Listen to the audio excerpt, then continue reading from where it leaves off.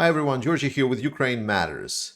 Moscow is in a little bit of a state of panic now because of the Ukraine strikes on its far-laying strategic airfields, and I'm going to talk about it right after we go about the situation on the battlefronts. We'll start with the northern part. Here, the situation around Svarove is pretty much 50-50 around here. I know that Ukraine is doing some tactical moves, but right now the situation hasn't changed significantly enough to talk about this. What is happening and what's actually not reflected here on the deep state map is that Ukraine is pretty much, like, you can say, cut this road already. So we definitely know that Plashanka has been taken. That has been confirmed, and it's already been true for a couple of days. Additionally, we know that Pishane, like all of these three settlements, Chervonopopivka, Pishane, and Zhitlivka, they have been contested now for also over a day. So the battles are still ongoing there. But this basically means that there is no straight supply road right now operational between Kremena and Svatove. I'm not sure how impactful it is for the Russian lines, but it's nice to see that Ukraine is using the momentum while the ground is frozen. The unfortunate part is this is only for a couple of days. We expect the ground to unfreeze in a couple of days, and some places in Ukraine it's even going to become almost coming up to +10. So we're going back into the slow dirt mode rather than going all out full winter warfare.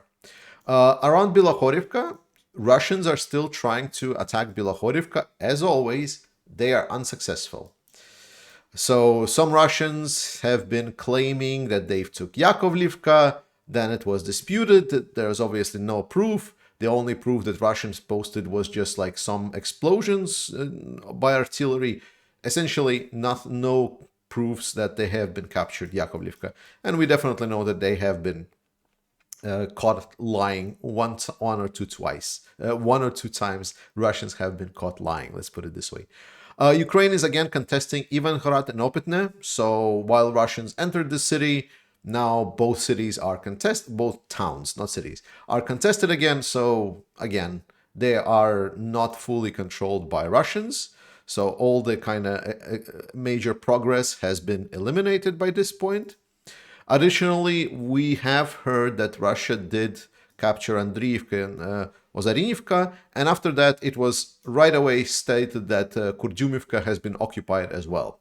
Well, now we know that the situation is a little bit more complex than that, and Kurdyumivka still has a part where Ukrainian troops are resisting.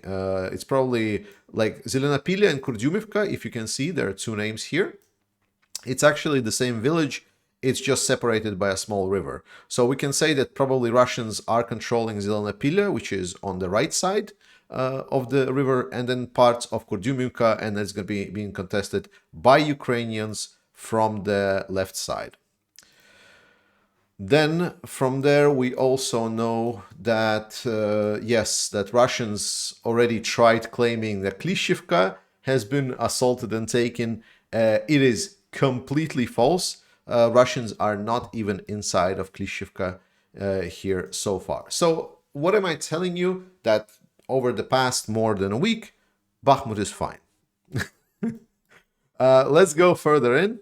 The same situations happening in Avdiivka, Opitne. Russians try to attack Vesele, Vodyane, Nevelske, Marinka, also here down. So Russians definitely tried doing basically the same thing they've been doing so far. So no success. A lot of them are getting killed every day, and this is great.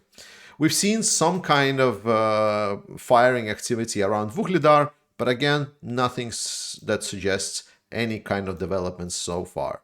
So the southern front, I still believe that it's going to be targeted by Ukraine. I think they're still looking for a window of opportunity to open. So far, no major window of opportunity. There has been some strikes around the southern Kherson area. The people have been reported that Novokakhovka has been struck, some kind of location, like a deployment point of Russians was struck. It's a normal situation. So Not much to say about the war, basically. As someone would say, like, everything is silent on the Western Front, despite all of the raging battles that are happening right now, and those are really, really major. We should definitely follow and see if the Svatovo direction will be developed, because Ukrainians have some momentum there. But overall, the situation for the midweek part so far is stable. So let me switch to my vlogging camera and let's talk about stuff. Today is kind of a little bit of a harder day to talk because it's one of those days, you know, when the media or some kind of internet personalities or politicians just say something really dumb. And one of the dumbest things, kind of going to the point, is obviously with the Ukrainian strike on the Russian territory, deep inside of Russian territory. A lot of journalists started writing articles about, oh, this is a major escalation of the conflict. Ukraine is provoking Russia, and so on and so on. Like questions to U.S. Talking heads, saying is like, how do you think? Like, will U.S. continue its support now that Ukraine has escalated and struck Russian territory? I mean, it's just very hard to listen to. You know, Ukrainians have been a subject of being struck by a long-range artillery weapons every week, and everyone is just treating it like it's something normal. And when Ukraine just kind of strikes some of the military assets within the Russian territory, absolutely legitimate targets. You know, it's like in any warfare, it's a legitimate target. It's like the whole fact that Ukraine should not strike targets within Russia, like it was a dumb policy by the US. And I understand it's a US weaponry, so it's US that is deciding how the weapons should or should not be used. And I get it.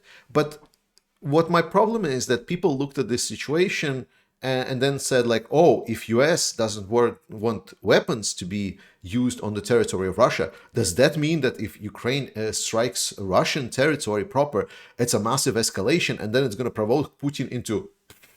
And the theories and the ideas started spreading. And it's so fucking dumb because it's the whole idea of Ukraine not striking territory of Russia is ludicrous. Like people are saying, oh, Ukraine probably should invade. Like Ukraine has all of the rights, historic, whatever you call it, like to invade territory of Russia if it needs to. Ukraine will not do it because they don't want it. That's their policy. But we need to understand that it's their decision not to do it. They have full moral right. And this really pisses me off that we're having a lot of these so-called journalists that are asking the most stupidest narratives to the country that is defending itself against supposedly world's second best army, or at least the second best army in Ukraine. That's such an old joke, but it's true. And they're like, oh my God, Ukraine's gonna escalate. Ukraine is not a nuclear power. Russia is. Russia is the escalating power. It invaded Ukraine. If Russia doesn't want to escalate, get out of Ukraine. That's it. So it's just one of those days. But there are good things that actually made this day a little bit brighter. Firstly, I got my HIMARS Christmas sweater in. And I'm very happy about it. But let's talk about the main point. So what is happening with Ukraine striking the Russian territory? And I was very surprised that almost none of the people that reported on it have actually caught up one of the points that that I think is quite important. So what's the situation? Ukraine has used some kind of modified Soviet-time drones to make them rocket-propelled, apparently. And they were able to strike some of the strategic airfields within the Russian territory, which lie hundreds and hundreds of kilometers away from where the war zone is. This was unexpected, and this was very nice because it opens a whole new box of possibilities for Ukraine. Now, Russia needs to worry about, well, assets that not only are close to Ukrainian borders, but also further away. And Ukraine has finally the capabilities that are developing on how to strike important assets. That's kind of self-explanatory. And this is what people have been mostly reporting on. And obviously there's a lot of benefits. You can watch pretty much any other channel. I'm pretty sure you already did watch that we're describing and what's the situation, what's the implications. So two important points. One I've heard people discussing and the third one that I didn't. So the second one that I've heard people discussing is that those are strategic assets that Ukraine has been hitting on those airports. Those are strategic bombers, and Russia is not producing those strategic bombers. They have just a couple of dozen of those. So as far as I've heard, the number of damaged or destroyed of those are 3, and that is massive. That is like a part of the Russian nuclear triad. Like it's a air delivery assets. So that was a strategic significant blow to the Russian capabilities, not only as their ground army, but also to their nuclear deterrence, nuclear defense, which is good. It's really, really good. And then the third point is that this shows bigger problems and why, for example, I've definitely heard some people reporting that Russians around Moscow and Kremlin are a little bit in panic. Because the fact that Ukraine was able to penetrate their air defense systems, and don't get me wrong, they knew that Ukraine is a land that maybe cannot launch like 1,000 kilometers long artillery shots or drones, but it still was an adversary that can attack some kind of territory of Russia. So the airspace should have been monitored, right? What has happened instead is that Russia was supposedly caught with their pants down. Their nuclear assets, nuclear delivery assets, have been struck. And it was done by Ukraine, by the technology that was apparently Soviet-made and just modified. It's terrible news. Remember when I told you that I don't worry about nuclear situation at all? Firstly, this is because every world leader has told President Putin that if he uses nukes, he's a dead man. And secondly, I've said that NATO will destroy every single nuclear asset or a delivery mechanism that Russia has. The fact that Ukraine is able to use Soviet-made technology, maybe modernized, but still, means only one thing. Russia cannot protect its strategic assets. If a modern technology comes into play, like such as some of the things that US is showing, like I'm not talking about B-21, but I'm pretty sure all the 5th generation fighters and so on, and other missile systems, advanced ones, they will level Russia. If you needed a confirmation that US will not allow Russia to even lift a single strategic nuclear missile off the ground, there you go. The strike Ukraine executed on Russia showed that the Russian air defense and defense of their strategic assets is dog shit. They are gonna fall apart as soon as they will try to use any kind of nuclear weapons, especially if the strategic one will come. So I hope this will be reassuring for you that the situation is still going just one way, which is complete and utter destruction of Russian military and their surrender, conditional surrender, unconditional surrender, or complete military destruction. I love you all. Thank you so much for watching. Thank you so much for people that are subscribed to Patreon. I am currently experiencing a little bit of troubles processing some of the payments. So let's do a little bit of a kind of December switch. If you would like to support me rather than subscribing and supporting me on Patreon and on YouTube membership, why don't you go on the first link under this video and go and see the donation links for Ukraine to support Ukrainian military or humanitarian aid. I would love that so much, especially when we're talking about December month.